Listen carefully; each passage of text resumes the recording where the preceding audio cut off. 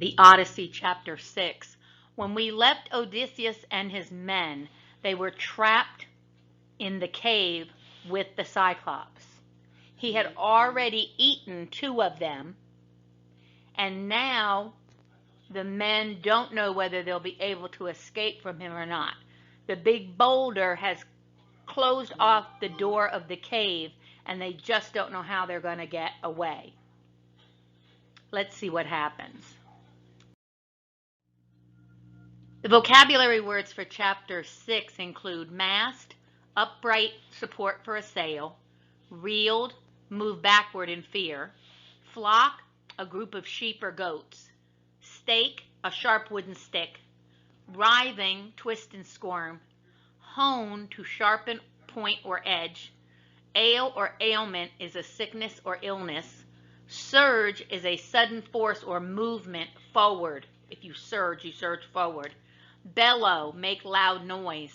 Gory, covered with blood. Distraught, very upset and worried. Spike, thin pointed stick. Embers are burning coals. Draw lots is drawing straws to decide or make a decision about something, usually in regards to who's supposed to do something first. Beckon, gesture to call someone. And bounded, ran and leaped.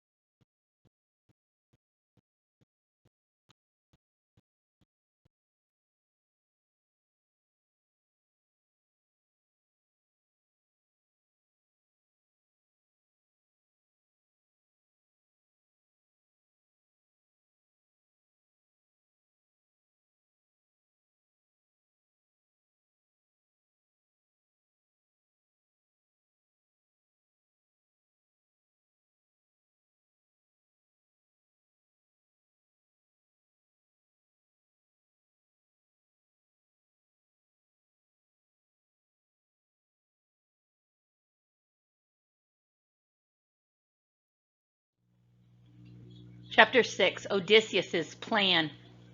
After many terrible hours, the light of dawn crept through the cracks at the mouth of the cave. Odysseus watched the Cyclops open his eye, then heave himself up from the ground. The giant lit a fire and milked his goats. When he was done with his chores, he snatched up 2 more Greeks. The terrified warriors again begged for Zeus to help them, but as before, the mighty god did not heed their cries. Odysseus and his men watched the monster bash their 2 comrades against a stone wall, then devour them for breakfast. The Greeks reeled at the horror of the sight. Again, Odysseus felt a murderous rage towards the monster, but again he fought to conceal it. After his gory meal, Polyphemus rolled away the boulder from the mouth of the cave. He called for his flock and led them out into the sunlight. Then he rolled the mighty rock back against the entrance, trapping the Greeks inside. They could hear the monster whistling as he drove his goats and sheep down the mountain slope. Odysseus and his men were sickened by the gruesome murder of their friends. The men moaned and wept, but Odysseus ordered them to be silent. "Weeping will not save us," he said. "We must make a plan." His men were too distraught to think clearly, so Odysseus paced about the cave alone, searching for a way to destroy the giant. Peering about the shadowy cave, Odysseus caught sight of the giant's club. Made from fresh green olive wood, the club was as tall as the mast of a 20-oared trading ship. Odysseus seized the club and chopped off a 6-foot stake. He ordered his men to carve the wood into a spike. When they were done, he honed one end until it was razor sharp. "Now let us draw lots to see who will help me," he said. The men drew lots, and 4 were chosen to help. Odysseus told them his plan, then he hid the stake in the shadows of the cave.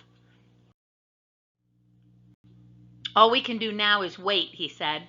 His men huddled together like frightened children. But as Odysseus sat and stared at the entrance of the cave, his heart grew cold and hard.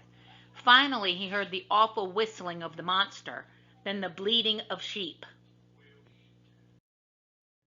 The huge rock was rolled away. Sunlight streamed into the cave. Flocks of sheep and goats bounded in. The one-eyed giant lumbered behind them. Once all were inside, Polyphemus again rolled the boulder against the mouth of the cave. Without even a glance at the Greeks, he stoked his fires and set about milking his goats. The Cyclops finished his chores, then just as suddenly as before, he grabbed two more men. He bashed them against the stone floor and ate them for supper. When he had finished his meal of flesh and bone, the one-eyed giant grinned horribly at the remaining Greeks.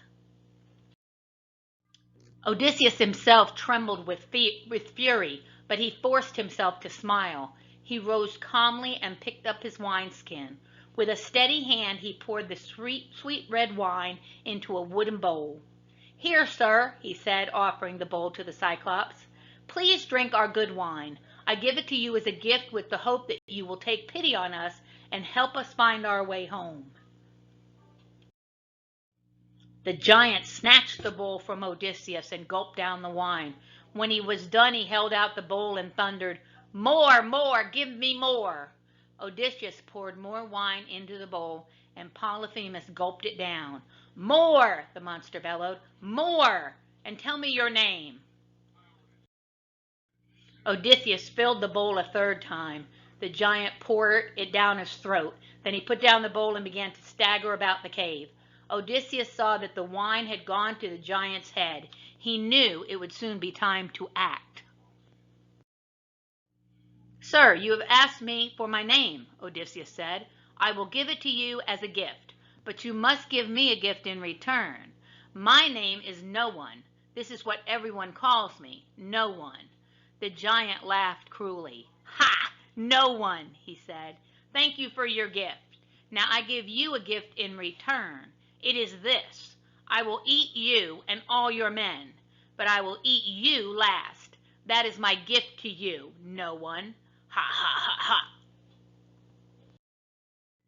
As he laughed, the giant lost his balance. He staggered back a few steps, then he slid down the stone wall and crashed to the ground. His huge head drooped to one side, his eye closed, and he began to snore. The giant's snores were so thunderous that all the milk pails rattled throughout the cave. Odysseus moved quickly. He jammed the sharpened end of the stake into the burning embers. He beckoned to his men to stand near him, then he pulled the stake from the fire.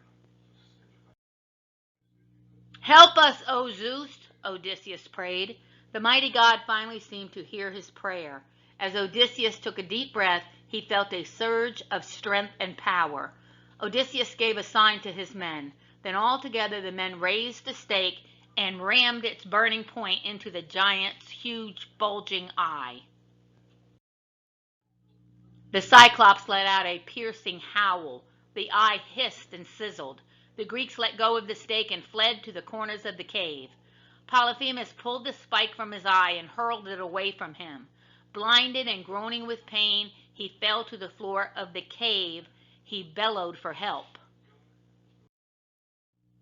All of the other Cyclops who lived on the island hurried over the dark rocks and gathered outside the cave.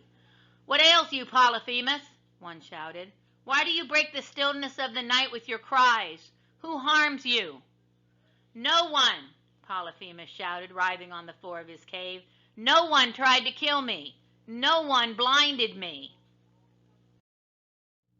"Well, if no one has harmed you, you must be ill," said the other Cyclops. "And when Zeus makes one of us ill, the others can offer no help."